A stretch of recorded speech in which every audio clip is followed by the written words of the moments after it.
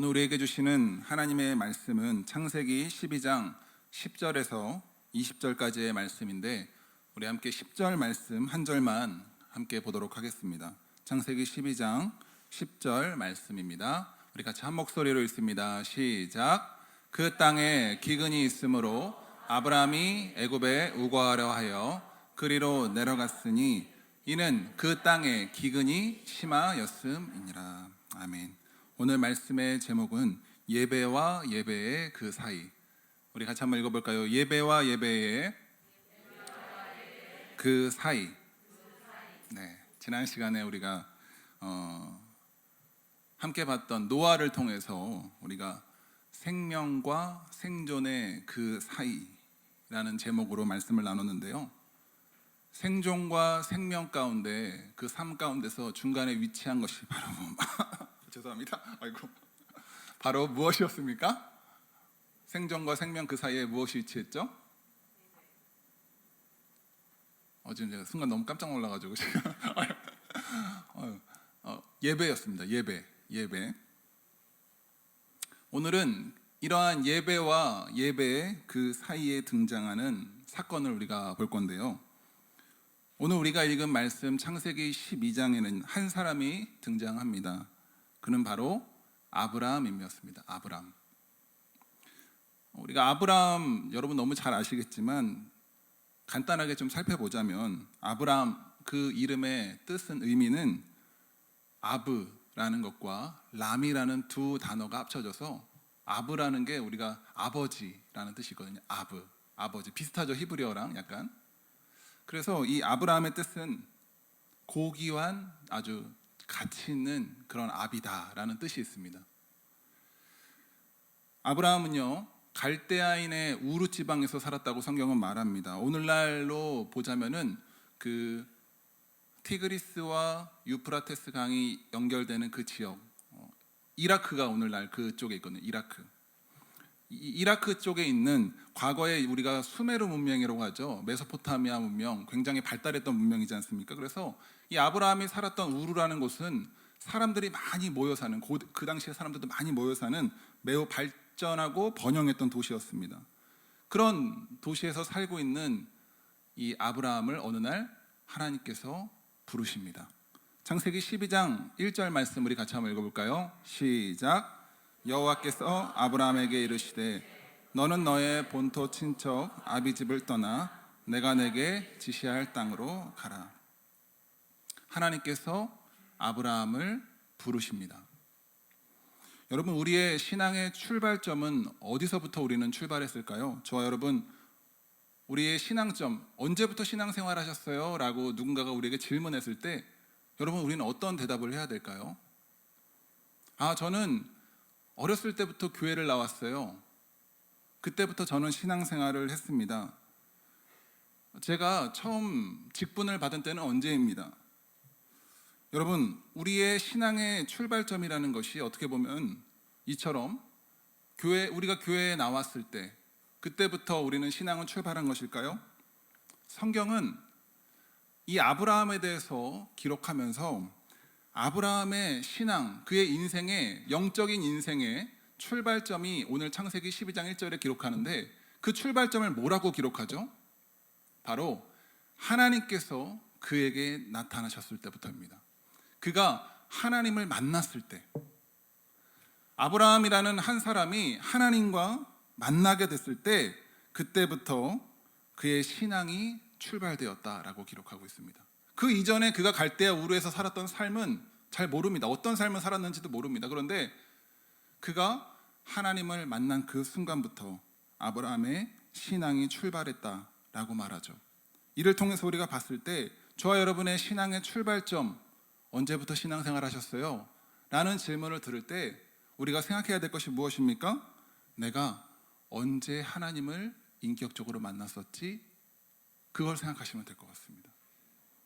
저와 여러분, 우리가 하나님을 정말 인격적으로 만났을 때, 우리가 그분의 음성을 듣고 그분의 말씀을 듣고 나를 향한 그분의 뜻과 그 계획을 알았을 때가 여러분 언제셨습니까?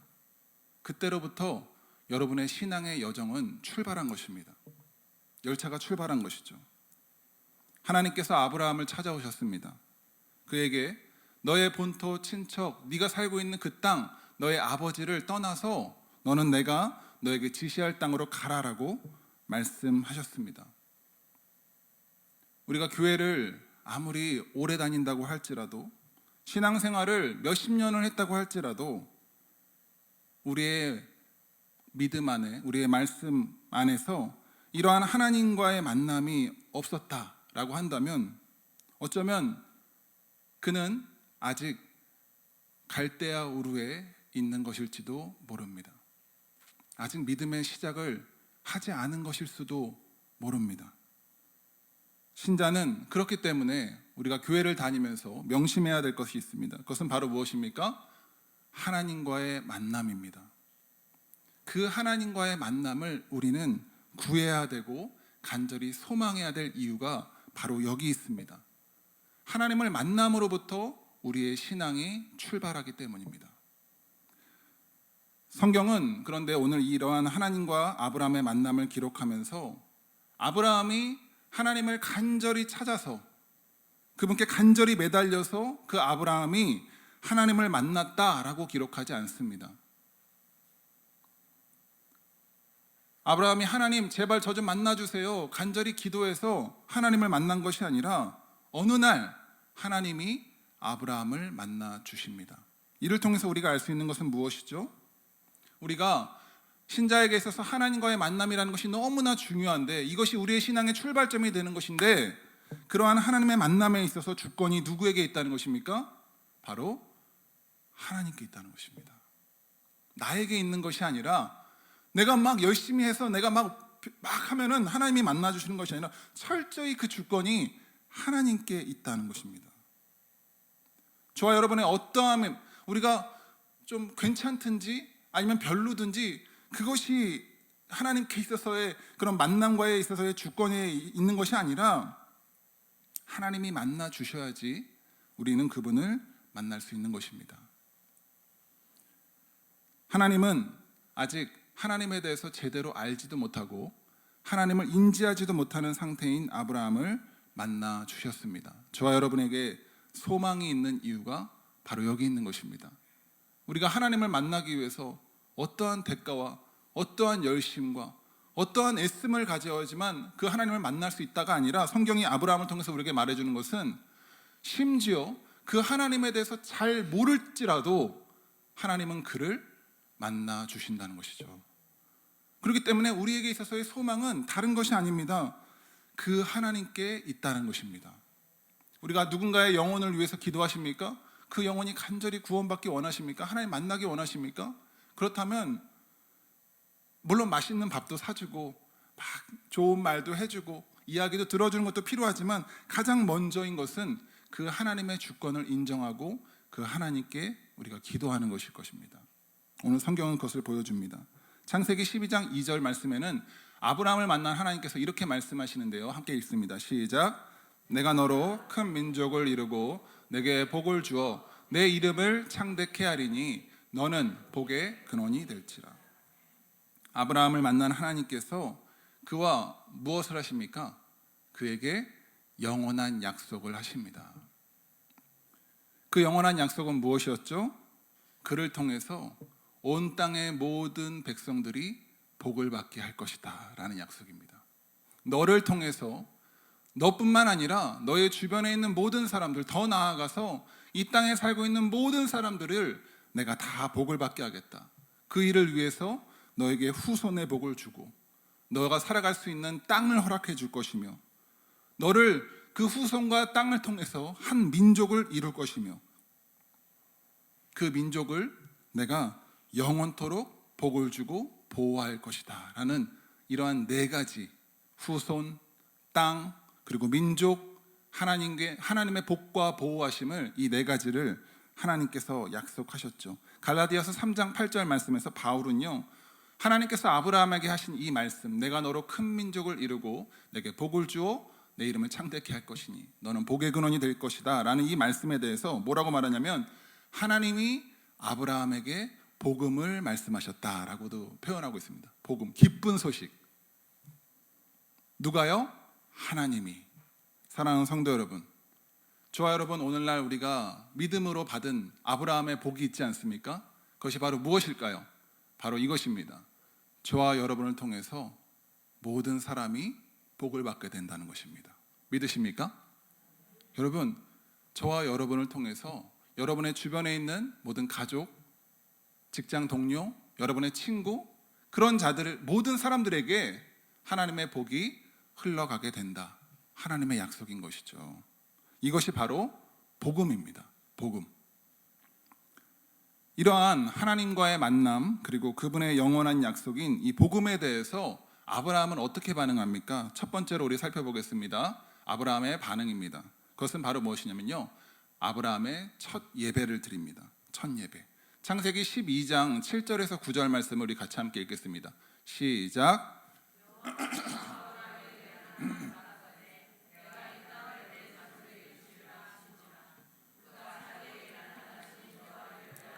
그곳에 단을 쌓고 거기서 베델 동편 산으로 옮겨 장막을 치니 선은 베델이요 동은 아이라. 그가 그곳에서 여호와를 위하여 단을 쌓고 여호와의 이름을 부르더니 점점 남방으로 옮겨갔더라. 아브라함을 만나 주신 하나님, 그리고 그 아브라함에게 말씀과 약속을 주신 하나님, 기쁜 소식, 복음을 알게 하신 하나님을 향해 아브라함의 첫 번째 반응은 무엇이었죠? 바로 예배였습니다. 예배. 그 하나님을 예배하는 것. 아브라함은 이 예배를 통해서 자신이 믿는 신앙, 종교를 공개적으로 이제는 선포합니다. 그리고 이러한 하나님에 대한 예배를 자신의 삶에 확립합니다. 하나님의 약속에 대한 믿음을 예배를 통해서 그분의 이름을 부르며 선포합니다. 여러분, 예배는 우리가 받는 것이 아니라, 이곳에 와서 여러분 우리가 예배를 받는 것이 아니라, 예배는 이처럼 하나님을 만난 신자가, 성도가 그 하나님께 반응하며 자신을 결단하며 삶을 결단하며 드리는 것이 바로 예배라는 것이죠. 이러한 신자의 예배, 이것이 하나님 보시기에도, 우리 보기에도 참 아름답고 존귀한 모습이 아닐까 합니다. 그런데 이러한 신자의 예배, 정말 하나님에 대한 기쁨이 있고 그 안에 감격이 있고 감사함이 넘치고, 그러한 예배가 신자에게 있어서 전부라면 얼마나 좋을까요? 예배를 드릴 때마다 막 은혜가 막 폭포수처럼 부어지고, 예배를 드리면서 막 감사가 저절로 넘쳐나고 마음에 막 기쁨이 샘솟고, 여러분 그러시죠? 아멘? 네. 그러면 얼마나 좋을까요? 예배를 드리면 막 갑자기 이번 주에 예배 드렸는데 막 안 믿는 영혼이 갑자기 나 교회 간다고 막 역사가 일어나고 기적이 일어나고 치료함이 임하고, 예배를 드려서 정말 하나님의 놀라웠고 풍성한 축복이 우리의 마음과 우리의 삶에 임하여서 남들 보기에도 와, 정말 멋있다, 당당하고 떳떳한 그런 신앙인의 모습으로 우리가 딱 서게 되면은 정말 좋을 것 같은데, 오늘 말씀, 우리가 읽은 본문 말씀에서는 이러한 아브라함의 첫 예배 후에 일어난 사건이 저와 여러분 우리가 생각하는 것과는, 이러한 모습과는 전혀 다른 한 의외의 사건이 등장하는 것을 보게 되는 것이죠. 두 번째로 아브라함의 예배, 그리고 그 다음에 일어난 일입니다. 오늘 말씀 10절 말씀을 같이 한번 읽어볼까요? 10절 시작.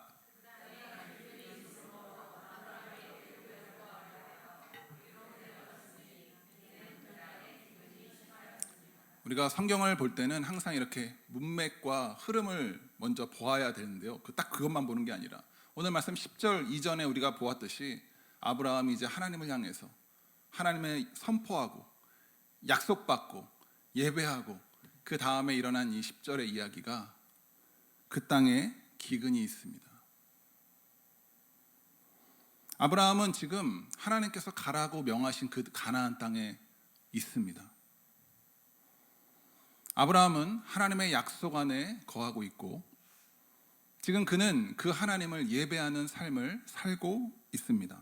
그런데 그 땅에 기근이 임합니다. 그 땅에 기근이 매우 심하게 임합니다. 그런데 사실 이러한 기근이라는 것이 이 가나안 땅, 그 당시 가나안 땅이죠. 그 가나안 땅에는 드물지 않게 일어났다고 합니다. 아브라함뿐만이 아니라 우리가 성경을 보게 되면 나중에 그의 아들인 이삭, 그리고 또 이삭의 아들인 야곱, 그때에도 이 하나님이 말씀하신 약속의 땅에 기근이 있었다라고 말하면서 그때 이제 양식이 크게 부족하였다라고 성경은 기록하고 있습니다. 어쨌든 하나님의 약속 안에 있고 하나님을 예배하는 삶을 살던 이 아브라함에게 기근이 닥쳤습니다. 기근. 아브라함에게는 아마도 세 가지의 선택지가 주어졌을 것입니다. 첫 번째는 기근이 닥쳤음에도 불구하고 하나님이 약속하신 그 땅이니 내가 그 땅에 있겠다라는 선택을 할 수 있겠죠. 하나님이 약속하라고 가신 땅이니까 어떠한 상황이나 환경일지라도 나는 이 땅을 지키겠다라는 선택을 할 수 있겠죠. 두 번째,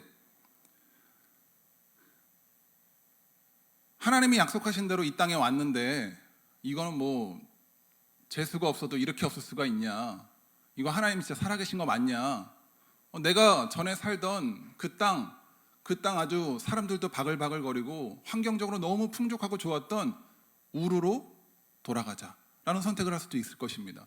실제로 이스라엘 백성들, 광야에서의 이스라엘 백성들이 이러한 선택을 하려고 했죠. 하나님이 그들을 출애굽시키셔가지고 광야 가운데 인도하셨는데 그곳에서 물이 부족하고 환경의 부족함이 따르니까 이들이 모세에게 어떤 걸 요구하죠? 돌아가자 얘기합니다. 돌아가자. 나 돌아가고 싶어. 이제 나 이런 거 싫어. 이게 뭐야? 이러면서 돌아가자고 얘기하잖아요. 두 번째 선택 그렇게 할 수 있겠죠. 아브라함도. 세 번째 선택, 하나님의 약속의 땅에 있긴 한데 그렇다고 내가 하나님이 그 땅에 가서 있으라고 하신 약속을 깨기도 참 애매하고 적당한 타협. 그래서 어디 근처에 멀리 가진 말고 근처에서 좀 머물 만한 곳이 없나 살펴보니까 저쪽 애굽이라는 땅은 좀 기근이 없대요. 살만하대요.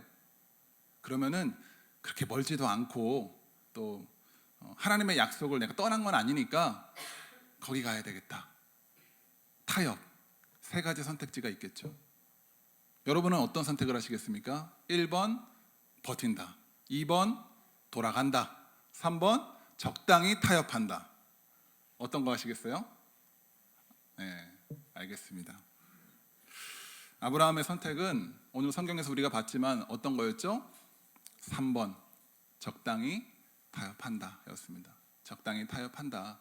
하나님의 약속을 깨지는 않으면서 그렇지만 삶에 너무 어려우니까 적당히 좀 내가 타협해서 할 수 있는 걸 해야 되겠다라고 생각한 것이죠. 재밌는 것은요, 여러분 이 문제, 하나님께서 아브라함에게 문제를 내주셨잖아요. 우리의 삶의 문제는 어떻게 보면 하나님이 우리에게 내주신 문제라고 생각하는데 이 문제의 정답은 뭐라고 생각하세요? 1번, 2번, 3번 중에 어떤 거라고 생각하세요? 하나님께서, 재밌는 것은 나중에 이제 아브라함의 아들 이삭 또한 이 아버지랑 똑같은 하나님의 문제를 받거든요. 약속의 땅에서 그가 거할 때 그 땅에 또 기근이 심하게 닥쳤어요. 그럴 때 아버지랑 똑같은 이 기근을 만났을 때에 하나님이 아브라함에게는 답을 안 알려주셨는데 이 아들 이삭에게는 슬그머니 정답을 말씀해 주시더라고요. 창세기 26장 1절에서 2절 말씀 우리 같이 한번 볼까요? 창세기 26장 말씀 시작.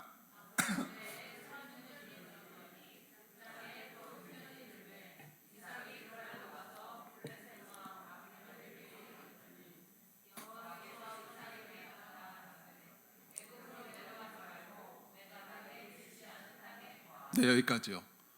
여러분, 하나님께서 아브라함에게는 답을 안 알려주셨는데 이삭에게는 뭐라고 말씀하시죠? 애굽으로 내려가지 마. 내가 너에게 지시하니 그 땅에서 그냥 있어라. 있어라. 힘들겠지만 있어라.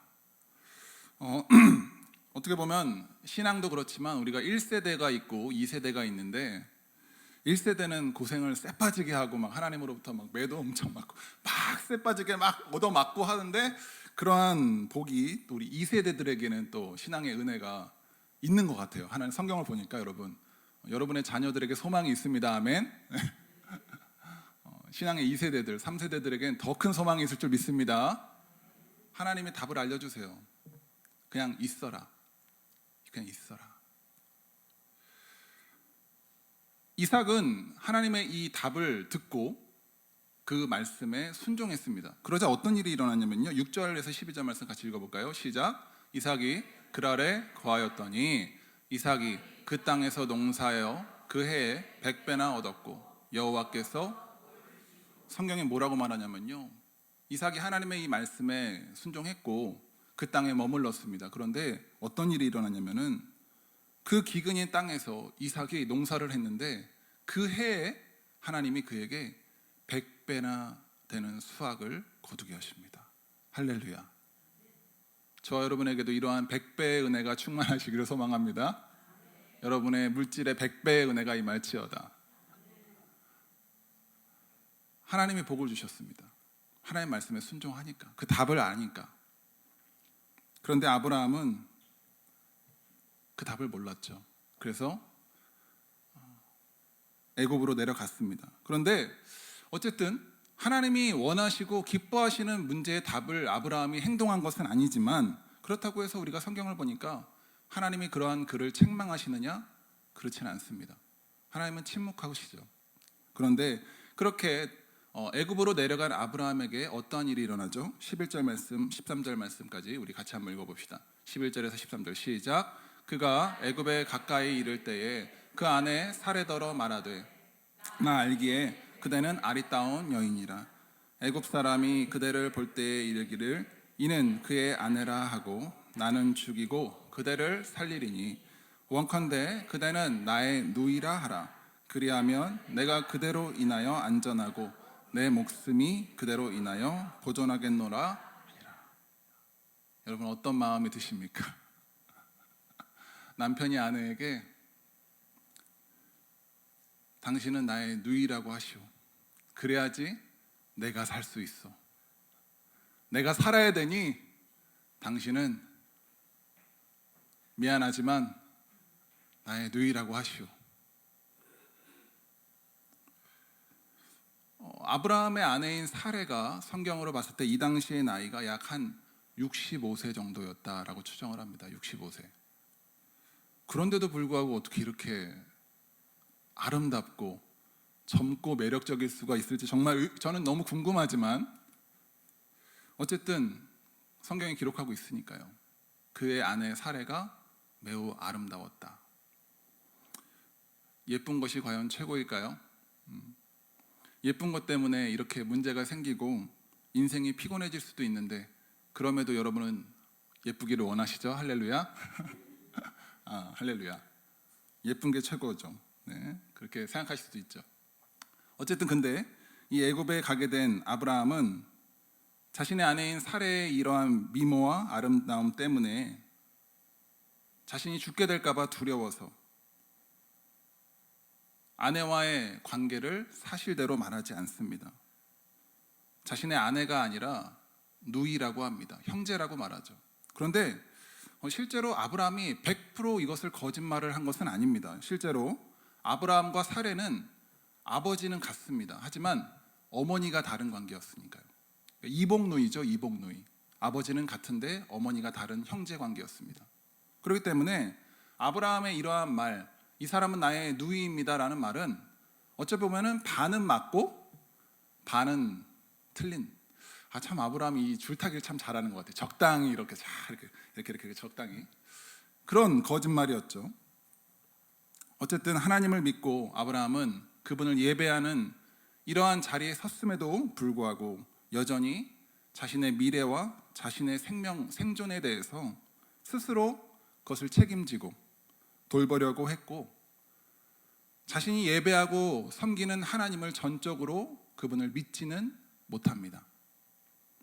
자, 그런데 이제 14절에서 16절 말씀을 한번 볼까요? 14절에서 16절 어떤 일이 일어났죠? 시작. 아브라함이 애굽에 이르렀을 때에 애굽 사람들이 심히 아름다움을 보았고 바로의 대신들도 그 여인을 바로의 궁으로 취하여 드린지라. 이에 바로가 그를 인하여 아브라함을 후대함으로 아브라함이 양과 소와 노비와 암수 나귀와 얻었더라. 아브라함의 예상대로 됩니다. 애굽에 도착하자 그곳에 있는 사람들이 그의 아내 사레의 아름다움을 보았고 눈여겨보았고 바로에게 그녀의 아름다움에 대해서 이야기하죠. 그래서 결국 바로가 그 이야기를 들은 바로가 아브라함의 아내인 사레를 불러들여서 그녀를 바로의 후궁으로 취하게 됩니다. 이로 인해서 바로는 아브라함을 극진히 섬겼습니다. 그에게 양과 소, 사람과 나귀, 약대를 줍니다. 정당한 대가를 지불한 것이죠. 그 당시의 문화대로. 어찌 보면 아브라함이 생각한 대로, 그가 계획한 대로 조금 우리가 오늘날 볼 때는 이런 걸 보면서 어떻게 남편이 그럴 수가 있냐, 어떻게 아내를 저렇게 팔아버릴 수가 있냐라고 비난할지도 모르겠지만 성경은 매우 매끄럽게 그 이야기가 흘러갑니다. 왜 그렇습니까? 좀 치졸하고 좀 비겁해 보일지라도 어쨌든 아브라함이 생존을 위해서 그가 계획한 일들이 계획한 대로 이게 차근차근 잘 진행이 되는 것처럼 보이기 때문입니다. 그런데 이렇게 아브라함의 생각처럼 일이 잘 순조롭게 흘러가는 것 같다가 갑자기 그런 상황 가운데 누군가가 고춧가루를 그냥 확 뿌려버리는 사건이 등장하는데요. 17절에서 20절 말씀입니다. 우리 같이 한번 읽어봅시다. 17절 시작. 여호와께서 아브라함의 아내 사레의 연고로 여기까지요. 갑자기 아브라함의 그 생각대로 흘러가던 그 인생의 흐름 가운데서 누가 등장하시죠? 하나님이 친히 등장하십니다. 하나님이 친히 그 아브라함의 계획 가운데 고춧가루를 확 뿌려버리십니다. 일을 다 망쳐버리십니다. 왜 그렇습니까? 성경은 왜 그렇게 기록하고 있죠? 아브라함 때문일까요? 아니요. 성경은 우리가 읽은 성경 말씀에는 하나님이 그렇게 하신 이유에 대해서 이렇게 말합니다. 그의 아내 사라의 연고로. 이게 무슨 말입니까? 아브라함은 자신을 보호하기 위해서 그의 아내인 사레, 지금 여기에서 사레의 마음과 사라의 이야기는 등장하지 않습니다. 성경에. 그녀의 입장은 아무것도 나타나지 않습니다. 그런데 어쨌든 우리가 추측하기로는 이 당시 그 아내인 사레의 마음은 어땠을까? 자신의 남편을 위해서 자신이 알지도 못하는 외간 남자에게 팔려가야 되는 이 마음은 어땠을까? 자신의 남편조차도 자신을 소중하게 여겨주지 않고 그렇게 내버리는 이런 상황 가운데서 어쩌면 사레의 마음이 좋았을까요? 야, 난 이제 왕의 후궁이 된다라고 기뻐했을까요? 오늘 성경이 이러한 아브라함의 계획 가운데 하나님이 고춧가루를 뿌리신 이유에 대해서 분명히 말하는 것은 여호와께서 아브라함 때문이 아니라 아브라함의 아내인 사레 때문에 그 집에 재앙을 내리셨다라고 말합니다. 하나님은 우리의 모든 것을 감찰하시는 하나님이십니다. 믿으십니까?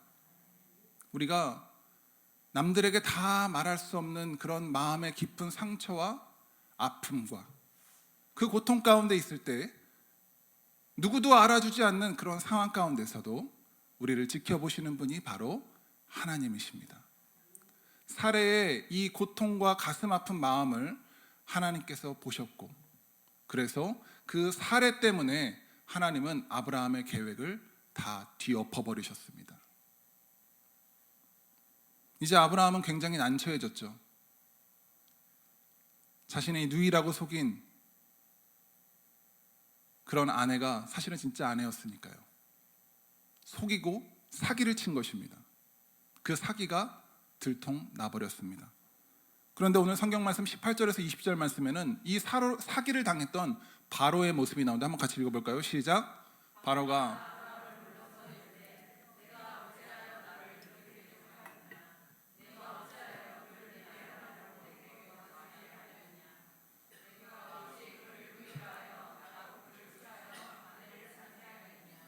내 아내가 여기 있으니 이제 데려가라 하고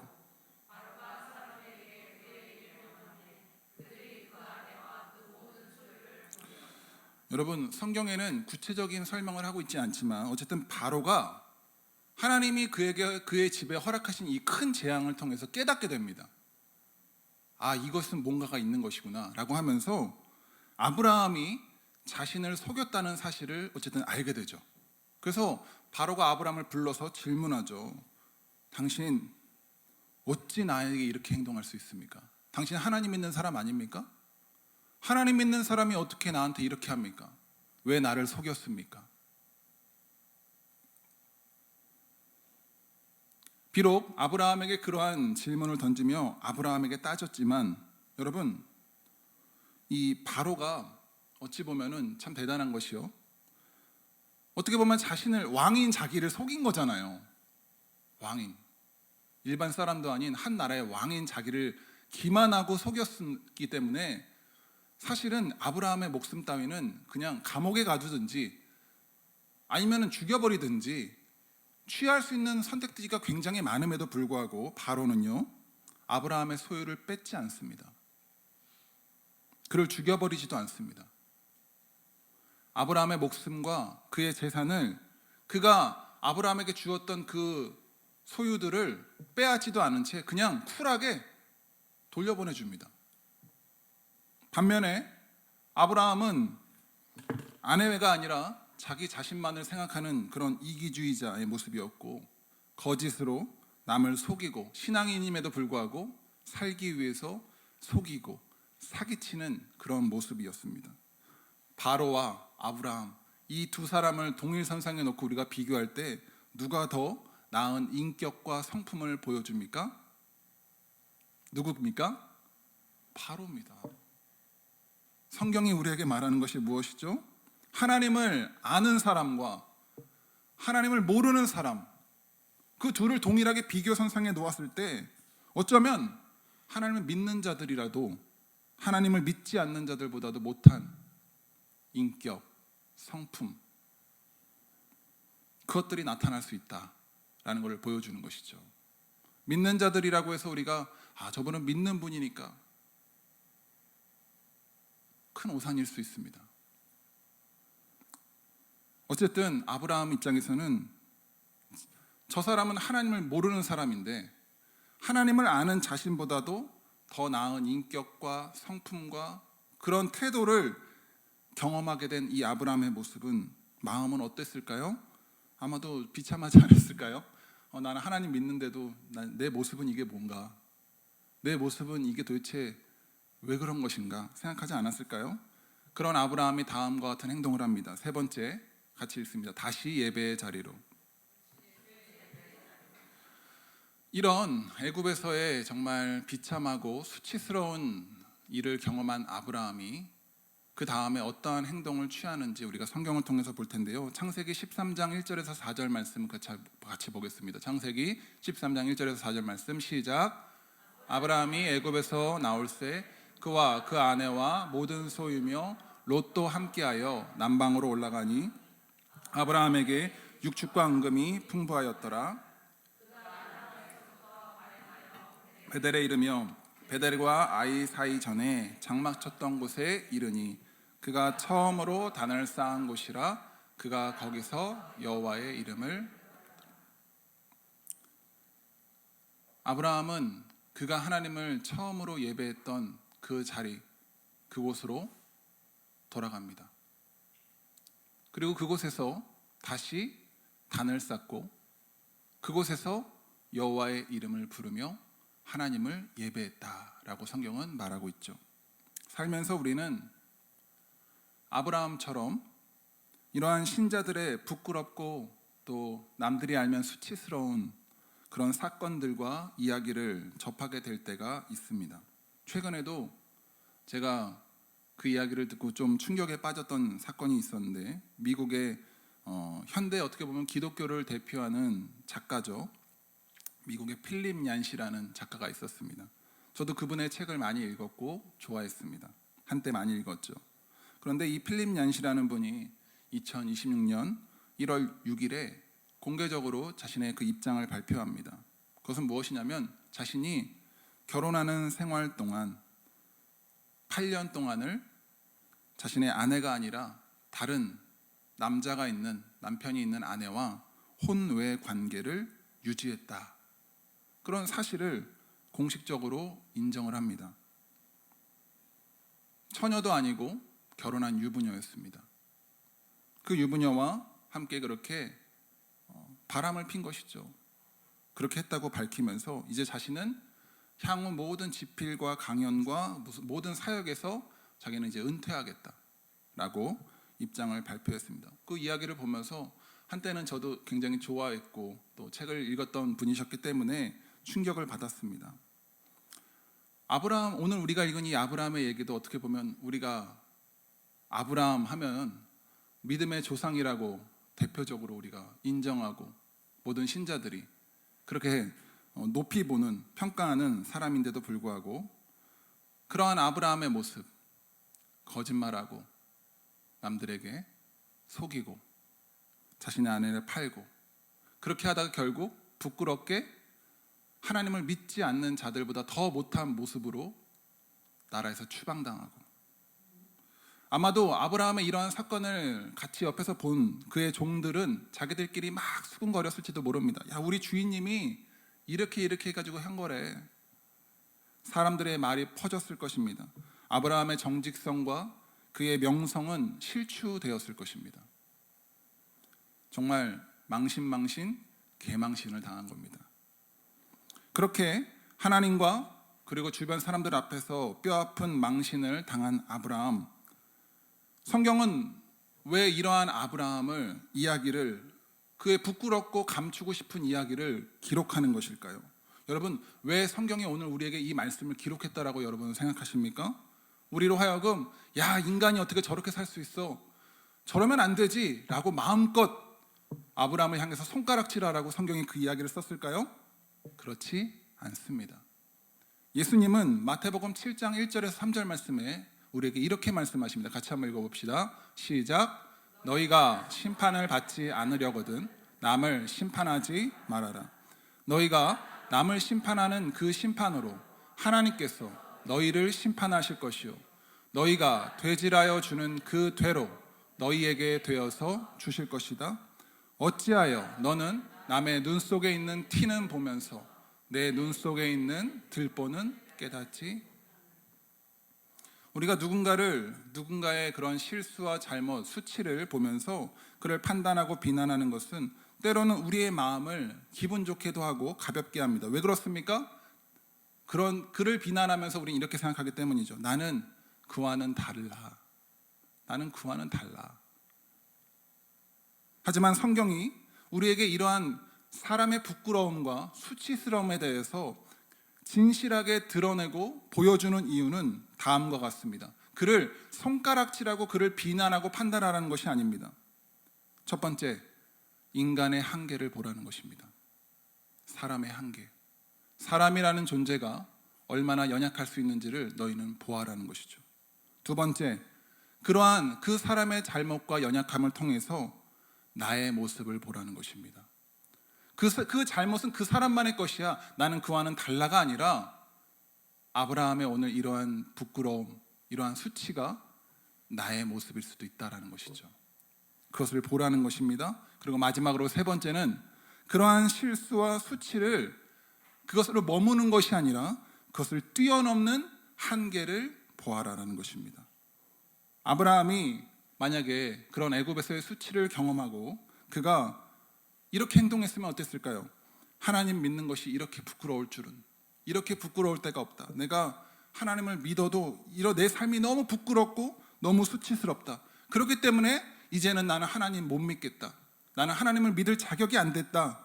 그분을 예배할 수 있는 난 자격이 없어 라고 아브라함이 그런 선택을 내린 채 그가 살아가게 됐다면 오늘날 우리가 아는 믿음의 조상 아브라함은 존재하지 못했을 것입니다.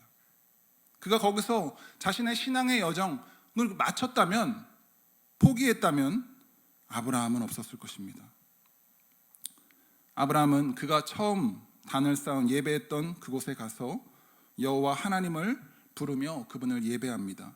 여러분, 예배와 예배의 그 사이에 아브라함은 너무나 뼈저린 고통과 수치, 부끄러움을 겪었습니다. 그럼에도 불구하고 아브라함의 선택은 여전히 하나님을 예배한다 였습니다. 첫 번째 그의 예배와 두 번째 동일한 장소의 그 예배가 비록 장소는 같지만 그 안에 담겨진 마음과 의미가 다를 수밖에 없는 이유가 여기 있습니다. 전에 그가 하나님께 드린 예배는 하나님을 만났지만, 그분의 약속을 받았지만 여전히 내가 나 스스로를 책임져야 한다라는 그런 생각과 마음 가운데 있었던 예배였지만, 이제 애굽에서의 그 뼈저린 아픔을 통해서 아브라함은 깨닫게 됩니다. 아, 내가 책임질 수 없구나. 내가 할 수 없구나. 내가 지킬 수 없는 것이구나. 하나님께 맡겨야 되는 것이구나. 하나님이 일하시도록 기도해야 되는 것이구나 라는 것을 깨닫게 되는 것이죠. 그래서 그는 그 하나님을 바라보고 의지하는 법을 조금씩 이 예배를 통해서 배우게 되고 그 하나님께 나아가게 되는 것입니다. 이러한 예배를 통해서 아브라함은 점점 정말 보잘것없고 초라하고 정말 남들 보기에 부끄러운 모습에서 이제는 믿음의 거장으로 한 발짝 성장해 나가는 것이죠. 거장은 한순간에 만들어지는 것이 아닙니다. 거장이라는 것은 로또처럼 한순간에 탄생하는 것이 아닙니다. 오랜 시간, 꾸준함 가운데 거장은 만들어집니다. 거장은 핑계를 대지 않습니다. 아, 내가 이게 이래서. 장인은 도구를 탓하지 않는 것입니다. 거장은 핑계 대지 않습니다. 아, 내가 이래서 예배 못하고, 아, 내가 이래서 하나님 섬기기에 부족하고, 내가 이래서. 자꾸 핑계를 만들어내는 것이 아니라 그럼에도 불구하고 나는 한다. 그렇게 그러한 마음 가운데 그가 거장이 되는 것입니다. 아브라함을 믿음의 조상, 믿음의 거장으로 만드신 하나님의 계획은 저와 여러분에게도 동일한 것입니다. 우리가 이러한 그 아브라함과 같이 하나님으로부터 인정받고 그분의 기쁨이 되는, 거장이 되는, 영적인 거장이 되기 위해서는 우리에게 필요한 말과 태도가 있습니다. 한번 따라해 보십시오. 그럼에도 불구하고 나는 한다. 우리의 삶에는 여러 가지 이유와 합리화, 핑계, 변명, 내 입장을 대변할 수 있는 수많은 방법들이 있습니다. 하지만 거장은 그럼에도 불구하고입니다. 그럼에도 불구하고 나는 한다. 예배의 원리라는 것은 바로 여기에 있습니다. 예배라는 것은 그럼에도 불구하고 하는 것이 예배입니다. 이래서 못하고 저래서 안 되고 어떠한 상황과 환경이 아니라 그럼에도 불구하고 나는 한다. 내가 비록 수치와 멸시를 당했다고 할지라도 나는 예배한다. 내가 하나님을 예배했음에도 내 삶에 기근이 찾아온다고 할지라도 나는 그분을 예배한다. 우리가 정한 마음의 결단과 그 다짐, 그것을 끝까지 지켜나가는 것, 그것이 바로 예배인 것입니다. 그러한 예배가 우리의 인생에서, 우리의 신앙에서 하나씩 그 돌이 쌓여질 때 비로소 우리는 그 돌들을 발판 삼아 한 걸음 하나님이 원하시는 그 거장의 모습으로 나아가게 된다는 것. 믿음은 한순간에 되는 것이 아니라는 것, 우리는 오늘 말씀을 통해서 기억해야 될 것입니다. 오늘 말씀의 결론입니다. 예배와 예배의 그 사이입니다. 신자의 예배와 예배 그 사이에는 기쁨과 축복, 환희만이 있는 것이 아닙니다. 때로는 고통이 있고 아픔이 있고 수치가 있고 기근이 있습니다. 그런데 오늘 말씀을 통해서, 아브라함을 통해서 예배를 드려도 여전히 우리의 이런 연약함에 대한 하나님의 메시지가 무엇이죠? 바로 이것입니다. 그럼에도 불구하고 너희는 내게 예배해라는 것입니다. 그럼에도 불구하고 나에게 예배해라. 사랑하는 성도 여러분, 2026년도 저와 여러분의 예배가 이러한 예배가 되기를 간절히 소망합니다. 하나님이 기뻐하시는 것은 저와 여러분의 믿음인 줄 믿습니다. 믿음, 그분을 향한 믿음. 이러한 믿음에는 과정이 있죠. 아브라함의 처음의 믿음의 모습은 우리가 오늘 보았듯이 세상 사람보다도 못한 모습이었습니다. 그런데 그럼에도 불구하고 그는 하나님을 예배합니다. 더 하나님을 예배합니다. 습관적이 아니라, 혁신적이 아니라 자신의 그러한 연약함과 실수에도 불구하고 자기를 부르시는 하나님, 그 하나님을 더 의지하면서 그 하나님께 예배하며 나아갑니다. 이 아브라함의 하나님이 저와 여러분 오늘 우리가 예배하는 그 하나님이십니다. 그분은 좋으신 하나님이십니다. 우리의 실수에도 불구하고 하나님께 드리는 진정한 우리의 마음의 예배를 외면하지 않으시는 하나님이십니다. 그러한 하나님 덕분에 아브라함은 결국 영광의 트로피, 믿음의 거장이라는 타이틀을 받아낸 것입니다. 우리의 믿음은 매우 정직하고 정확한 열매인 것입니다. 신자의 모든 축복이 하나님과의 관계로부터 주어지게 되는데 거기에는 한방, 로또 없습니다. 관계에는 로또라는 것이 없습니다. 은혜 받을 때도 있고 은혜 못 받을 때도 있고 기쁠 때도 있고 슬플 때도 있습니다. 하지만 그럼에도 불구하고 끊어지지 않는 이 하나님을 향한 우리의 예배가 쌓여지게 될 때, 그러한 쌓여진 돌들을 통해서 하나님은 저와 여러분을 믿음의 거장으로, 축복의 통로로, 우리를 통하여서 우리 주변의 모든 사람들이 결국 복을 받게 되는 그런 영적의 복의 통로로 삼아 주실 것을 믿습니다. 그러한 예배를 회복하는 저와 여러분 되시기를 주님의 이름으로 축원합니다.